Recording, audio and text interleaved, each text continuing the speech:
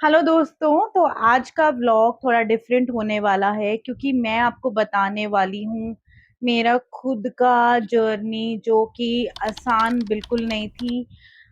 वैसे तो पीसीओडी कोई बीमारी नहीं है, इट्स जस्ट हार्मोनल इम्बैलेंस कह सकते हो आप, या फिर इसको एक लाइफस्टाइल डिजीज भी बोला जाता है कि आजकल का जो रूटीन है लोगों का, लेट उठने का, लेट सोने का, लेट नाश्ता पानी करने का, कोई वर्कआउट नहीं, कोई कुछ नहीं, उस वजह से मुझे जो है पीसीओडी का फेस करना पड़ा था।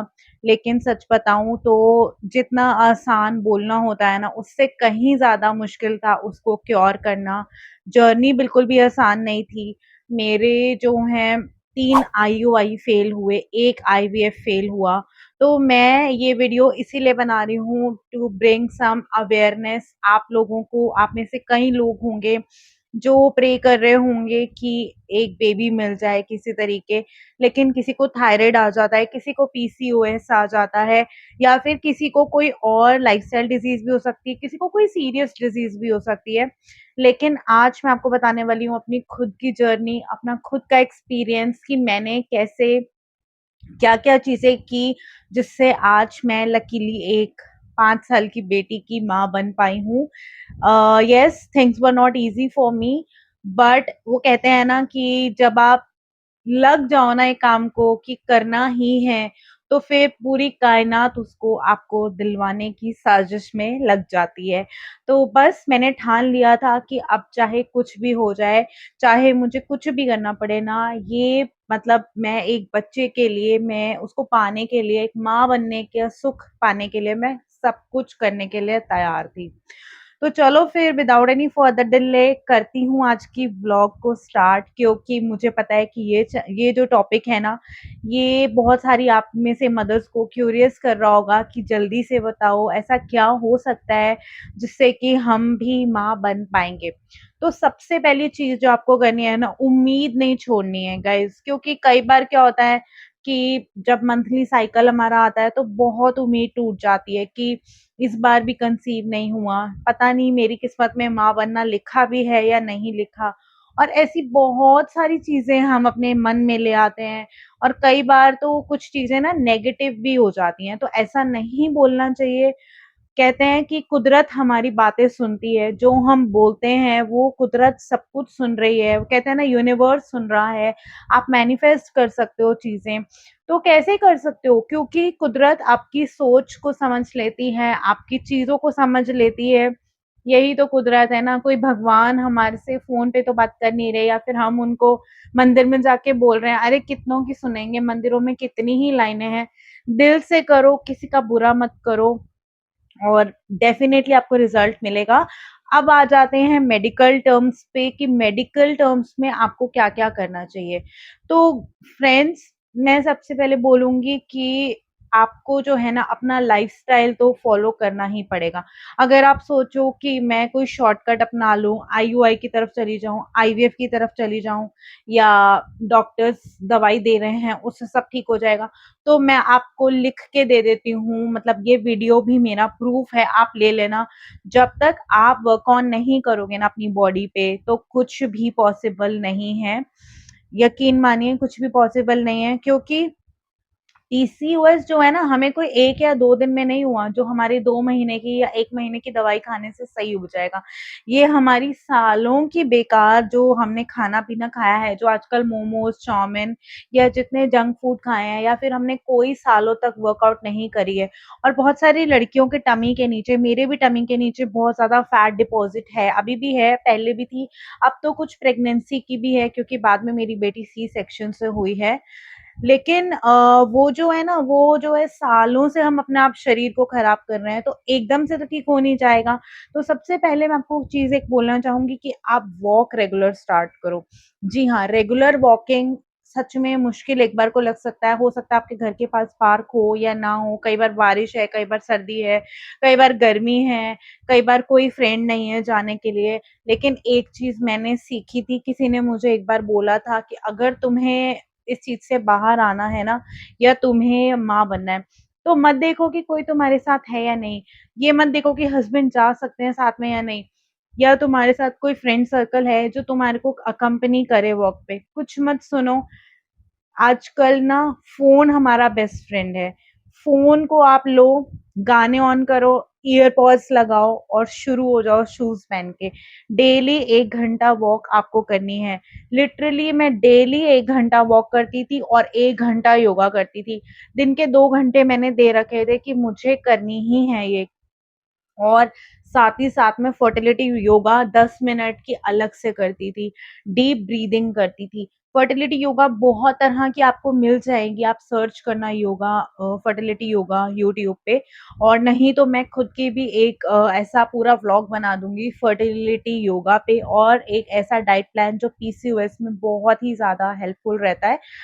क्योंकि मैं जानती हूँ कि शुरू-शुरू में समझ में नहीं आता, कोई कहता है लो ग्लाइसेमिक इंडेक्स वाला खाओ, कोई कहता है राइस और डेयरी छोड़ दो, कोई कहता है सीड साइक्लिंग कर दो, कोई कहता है वाइटेक्स ले लो।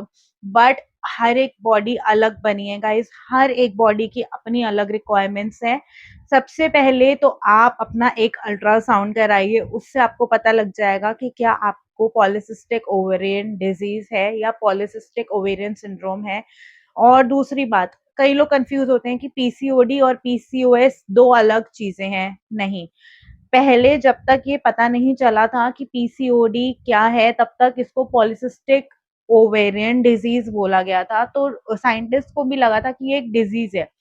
लेकिन जब पता लग गया कि इसको लाइफस्टाइल चेंज करके आराम से ठीक किया जा सकता है, तो इसको सिंड्रोम बता दिया गया। जैसे कि एक ऐसी बीमारी जो कि आपकी लाइफस्टाइल से ठीक हो सकती है, तो वो बीमारी नहीं हुई ना गाइस। उसके लिए आपको क्या करना है, आपको एक हेल्दी लाइफ रूटीन बनानी पड़ेगी। अब आप सोचो कि मैं तो रात को लेट सोती हूँ, सुबह लेट उठती हूँ, कुछ नहीं चलेगा। एक्सक्यूजेस इसमें नहीं काम आते हैं। आपको बाहर आउटिंग पे जाना है, अब आप सोचो आज तो मैं छोले भटूरे खा ही लेती हूँ, नहीं चलेगा।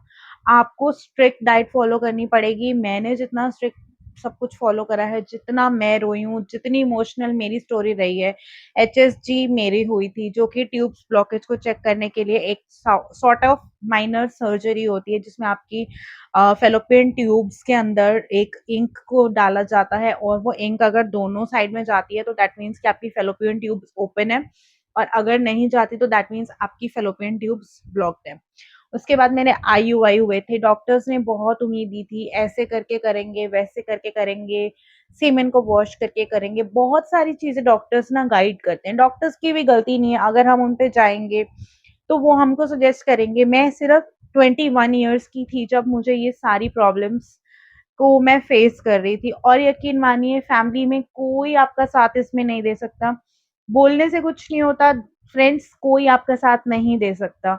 तो मैं यही बोलूँगी कि खुद स्ट्रांगली अपने लिए खड़े हो जाओ, अपने लिए जो चीज़ें करने की ज़रूरत है वो सब करो। क्योंकि मेरा जब आईयूआई जब फेल होता था ना, बहुत उम्मीद के साथ पहले कुछ टाइम तक मेरी मेडिसिन्स चली थी, लेट्रोजोल, प्रोजेस्टेरॉन, इंजेक्शंस लगते थे पेट के साइड में, जिससे कि होता है कि आपको, अगर जिसकी बॉडी में प्रोजेस्टेरॉन नहीं बनता, उस चीज़ के लिए, साइकिल्स के लिए, ओव्यूलेट करने के लिए, फिर ओव्यूलेशन के लिए, फिर मेरा एंडोमेट्रियम नहीं बनता था। एंडोमेट्रियम होती है एक लाइनिंग जो कि आपकी बॉडी में यूट्रस के अंदर एक सपोर्ट देती है, जिससे कि आपका वूम जो है एक हेल्दी वूम बन पाता है। तो ऐसे बहुत सारी चीज़ें होती हैं जो छोटे-छोटे फैक्टर्स होते हैं। मुझे हर चीज़ की गाइडेंस है, पर मैं उस पे एक अलग ब्लॉग पूरा डेप्थ में बनाऊँगी। अगर आप में से कोई भगवान ना करे मैं तो कहूँगी, लेकिन अगर किसी को वाक़ई में ये प्रॉब्लम है और कोई और ज़्यादा नॉलेज गेन करना चाहता है, तो मैं और ज़्यादा नॉलेज के साथ आपको ये सब कुछ बताऊँगी। मतलब मुझे ना कोई लालच नहीं है इस चीज़ का, लेकिन हाँ, अगर मेरी इस वीडियो से आपके घर में कुछ खुशी आ सकती है या आप माँ बन पाओगे, तो मैं सच में खुद को बहुत ज़्यादा लकी मानूँगी, क्योंकि ये भी एक बहुत बड़ी बात होगी मेरे लिए कि किसी को मेरी वीडियो देखकर फ़ायदा मिला है। तो बस यही है, अगर आपको मेरी बातें अच्छी लग रही हों तो बने रहिएगा मेरे चैनल पर, मेरे साथ जुड़िए, और मैं आपको आने वाले व्लॉग्स में गाइड करूँगी कि आप एक हेल्दी प्रेगनेंसी कैसे अचीव कर सकते हो। और दूसरी बात, आपको क्या करना चाहिए। अगर आप एक वुमेन हो, एक लेडी हो जिसको इनफर्टिलिटी है, देखो 2 केसेस होते हैं। पहला होता है कि मेल फर्टिलिटी और मेल इनफर्टिलिटी जिसमें कि एक हस्बैंड को प्रॉब्लम होती है। दूसरा होता है फीमेल इनफर्टिलिटी जिसमें कि वाइफ को प्रॉब्लम होती है। और कई केसेस में क्या होता है कि दोनों को प्रॉब्लम होती है। तो हर चीज़ की मेडिसिन बनी है, आपको उम्मीद नहीं छोड़नी है गाइज़। मतलब सच में मैंने जो फेस किया है ना, वो बिल्कुल आसान नहीं था, लेकिन क्योंकि किसी का सपोर्ट नहीं मिलता, लेकिन मैंने खुद को खुद का सपोर्ट बनाया है। तो बस आपसे भी यही कहूँगी कि होप नहीं छोड़नी है और यकीन मानिए कि आप माँ बन सकती हैं और कुछ सिंपल स्टेप्स हैं जो मैं आपको नेक्स्ट वीडियो में बताऊंगी। अगर आप जानना चाहते हो तो इस वीडियो पे कमेंट करो और बताओ कि आप नेक्स्ट वीडियो में क्या देखना चाहते हो या फिर आपको क्या प्रॉब्लम है, उस पर्टिकुलर टॉपिक पे मैं ये वीडियो बनाऊंगी।